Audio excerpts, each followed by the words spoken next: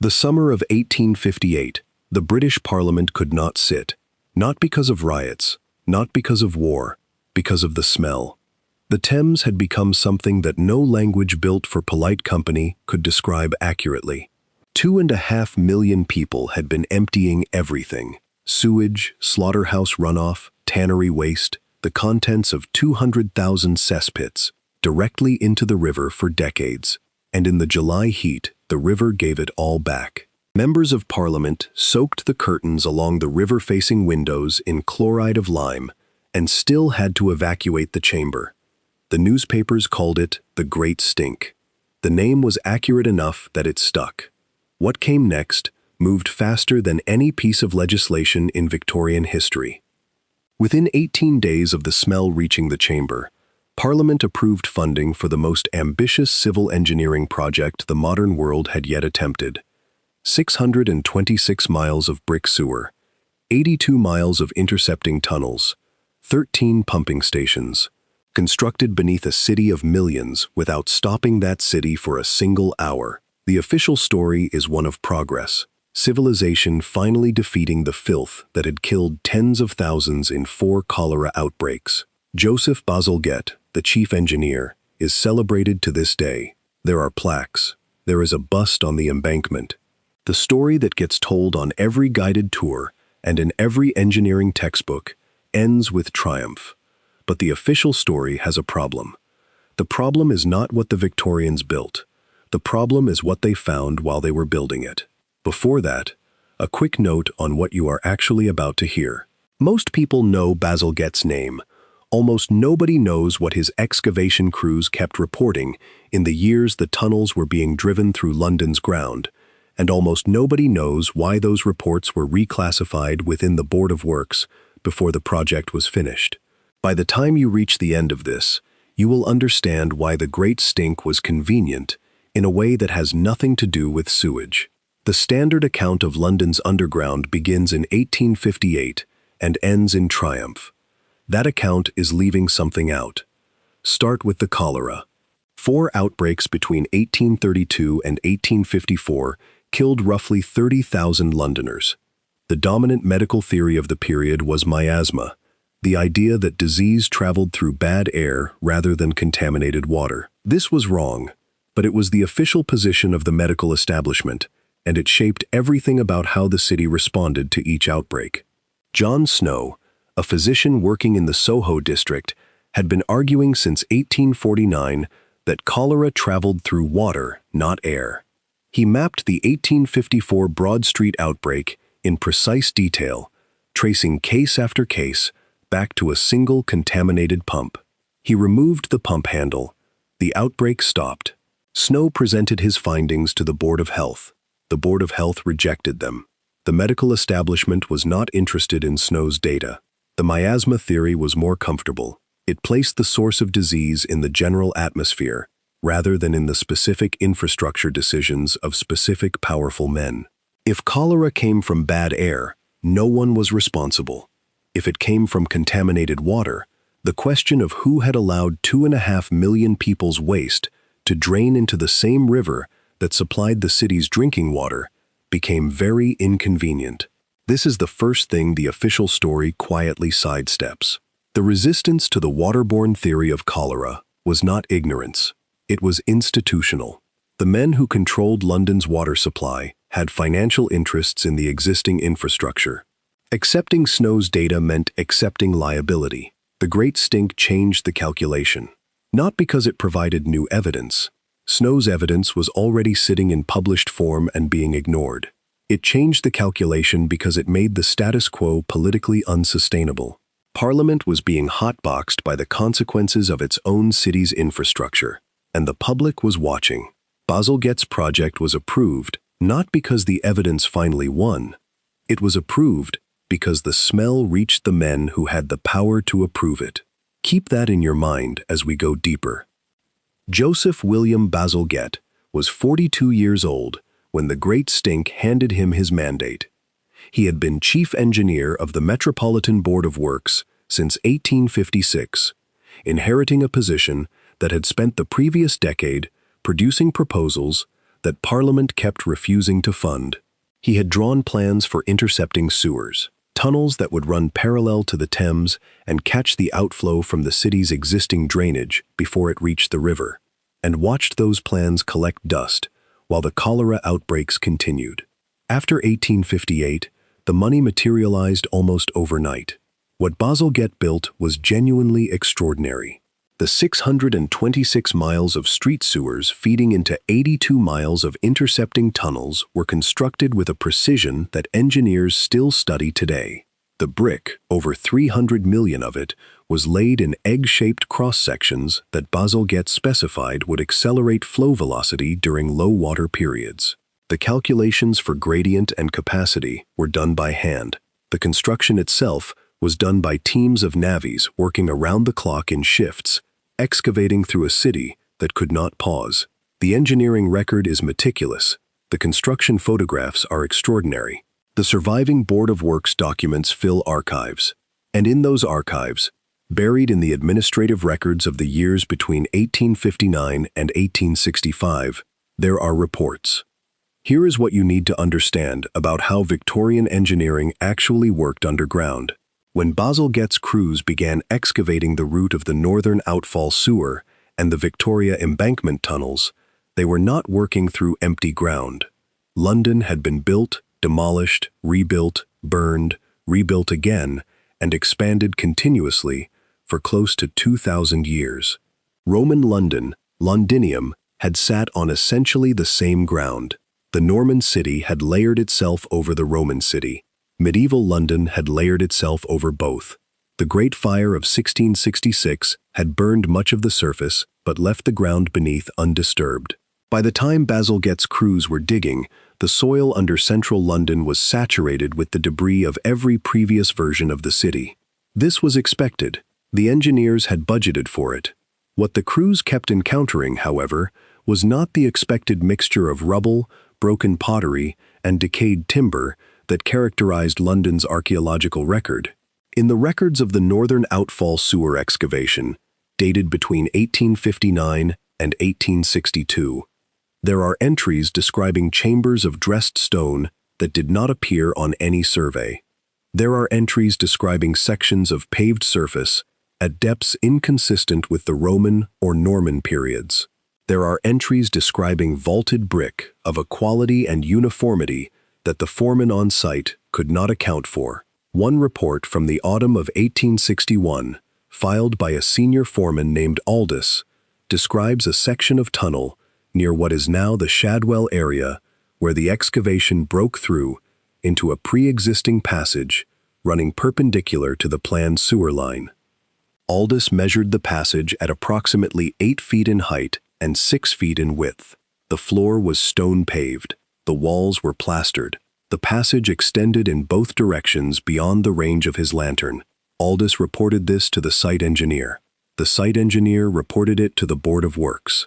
The Board of Works classified the report, not the physical passage. They built around it. The passage was incorporated into the sewer as a connecting tunnel, which is why its existence is traceable in the engineering drawings if you know what you are looking at. But the original report, the one that documented what Aldous actually found, was pulled from the general construction file and moved to a separate administrative record that was restricted from public access until 1971. When it was finally declassified, the most relevant section had been removed. There is a pattern here that is worth slowing down for. The Board of Works was not a conspiracist's fantasy of a secret organization. It was a mid-Victorian municipal body staffed by civil engineers, administrators, and elected members who were primarily concerned with rates, contracts, and keeping the project on schedule. These were not men in cloaked rooms making grand decisions. They were bureaucrats. But bureaucracies have instincts, and the instinct that governs a large public infrastructure project encountering unexpected underground features is a very specific one. Keep moving. An archaeological discovery does not stop a sewer excavation in 1859. The law does not require it. The schedule does not permit it. The funding has been allocated for sewers, not for investigations of pre-existing underground features. The rational response of a project manager encountering something unexplained is to document it minimally, incorporate it into the design if structurally useful, and move on. What is harder to explain is why the documentation of those encounters was consistently moved to restricted administrative files rather than forwarded to the archaeological and antiquarian societies that were already active in London at the time. The London and Middlesex Archaeological Society was established in 1855, 4 years before Bazalgette's excavations began. Its members were actively interested in Roman and pre-Norman London. When Bazalgette's project broke through layers that ought to have been rich in Roman period material, the Society received almost nothing from the Board of Works. A letter from the Society's secretary to the board, dated February 1863, politely requests access to any records of underground features encountered during the sewer excavations. The board's response, sent 3 weeks later, confirms that the excavations had encountered nothing of archaeological significance. The Aldous report was filed a year and a half earlier. You are somewhere in the middle of this now, and I want to make sure the argument is landing clearly, because this is where people tend to split. The milder version of what the evidence suggests is straightforward. A large public works project encountered unexplained underground features, classified the documentation for administrative reasons, and archaeological information was lost as a result. This happens. It happened throughout the 19th century. It is not evidence of conspiracy. It is evidence of institutional priorities. The harder version of what the evidence suggests takes the Aldous report and puts it alongside 30 other similar accounts from Bazalgette's excavations, alongside comparable accounts from the 1870s drainage works in Paris, alongside the sealed basements of Sacramento and the buried sidewalks of Seattle, and asks a question that no individual city's official history can answer on its own. Why is the buried architecture so consistent? The chambers that Bazalgette's crews broke into beneath London in 1861 were built with the same vaulted brick construction, the same uniform stone, the same floor paving that workers in Portland were documenting 15 years later. Portland was not an old city by any measure. Its official founding was 1845. The structures Earl Whitcomb spent 43 years mapping beneath it had no business being there. But they were there, and they matched. Not approximately, not in the way that all brickwork from the same era tends to resemble itself. They matched in a way that suggested the same specification, the same material standard, the same architectural logic, deployed in cities on opposite sides of the Atlantic, at depths that neither city's official history could account for. This is the question that has been slowly moving through architectural history circles for the last 20 years. Not the sensationalized version, the Tartarian mythology, the directed energy weapons, the reset civilization. Those framings exist, and they tend to end the conversation before it begins. The useful version of the question is quieter. It goes like this. The 19th century was a period of radical urban construction across the Northern Hemisphere. New cities were built. Old cities were rebuilt. The official histories of that construction have gaps in them. Those gaps are consistent enough across enough cities that their consistency is itself a data point. What explains it? The answer that Bazalgette's admirers prefer is that London was built on London, which was built on London. Roman foundations, Norman arches, medieval cellars, centuries of construction and demolition accumulating in the ground like geological strata. The brick that confused Aldous was old construction from a previous phase of the city's history that had simply not been recorded, because not everything gets recorded. This is a reasonable answer as far as it goes. It does not go very far. Roman brick has a distinctive profile. It is flat, broad, and fired to a specific hardness that Roman kilns produced. It is well documented. It is recognizable. The brick that Aldous described in his report, uniform, tight-jointed, of unidentified origin, was not Roman brick. The Board of Works' own consulting engineer looked at samples recovered from the site and wrote, in a note that survived in a separate file, that the masonry was of uncertain period and uncertain provenance, and that he had not seen its like in any previous London excavation. That note was not classified. It was simply ignored. The coin that Earl Whitcomb found under Portland in the year 2000 had no writing in any recognized alphabet. The script etched into the stone wall of his final documented chamber bore a passing resemblance, according to one comparative linguist, to a writing system used in Central Asia between the 8th and 12th centuries. Central Asia, the same general region that appeared on European maps as Tartaria from the 16th through the 18th centuries and then, in the 19th, was quietly removed from the official cartographic record of the world. This is not a proof. It is a coincidence that is uncomfortable to dismiss entirely. Here is the hardest thing Earl Whitcomb could not have known and could not have looked up, because it did not become publicly accessible until long after he stopped going underground. In 2003, a researcher examining the Board of Works Administrative Archive in the London Metropolitan Archives found a file dated 1864. The file contained correspondence between the Board of Works and a department of the Home Office whose jurisdiction is not entirely clear from the surviving records. The correspondence concerns what the letters refer to as the subsurface anomalies encountered during the northern intercepting works. The Home Office letters are brief. They ask for the coordinates of the primary anomalies, and they ask that no further investigation be authorized at those coordinates by Board of Works personnel. They confirm that a separate survey will be conducted. The Board of Works letters confirm compliance. There is no record of any separate survey being conducted. The coordinates referenced in the Home Office letters correspond to sections of the Bazalgette tunnels that, according to the engineering drawings, were modified from their original planned route, modified to go around something. What the engineers built around, nobody who has subsequently examined the drawings can say with certainty. The modifications are real. They are documented in the final engineering record. The reason for them is not. What does sit in the record is a single annotation written in pencil on one of the route modification drawings, in a hand that does not match Bazalgette's own annotating style. The annotation reads, per HO instruction, passage to remain undisturbed. The passage to remain undisturbed. You can read this two ways. The first reading is administrative. The Home Office, in 1864, was involved in a dozen different matters that could have required a portion of London's underground to remain undisturbed. A military installation, a communications line, a drainage feature belonging to a private estate with political connections. This kind of interdepartmental coordination happened constantly in Victorian infrastructure projects. The annotation means nothing more than that.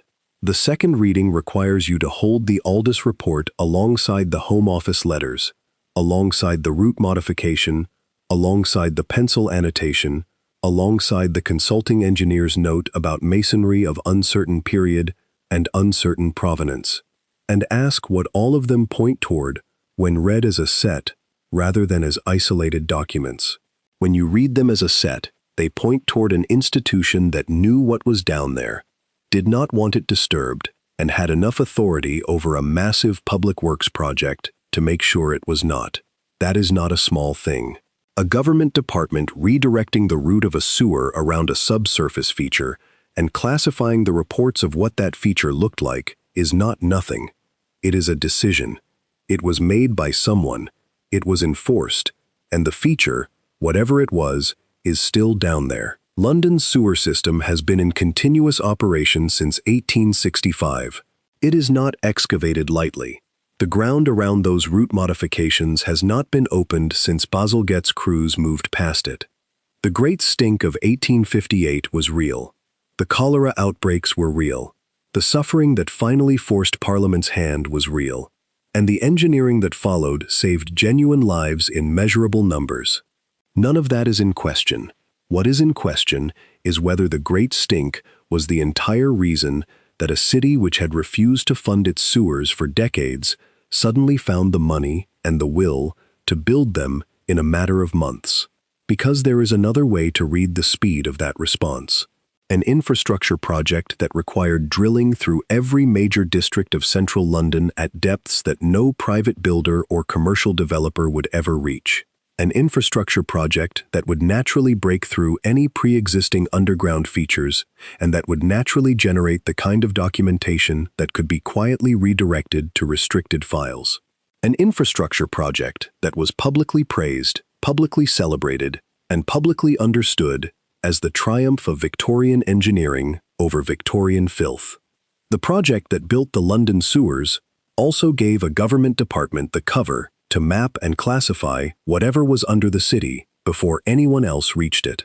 Whether that was incidental or intentional is a question that nobody who has access to the relevant records is yet willing to answer in public. Earl Whitcomb sat with 43 years of Portland's underground and left his notebooks to a historian who could not find a publisher.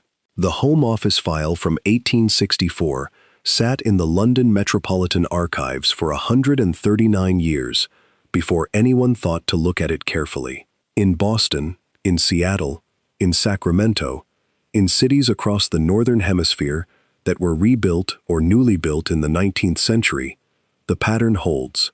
Different official explanations, identical buried architecture, documentation that went quiet.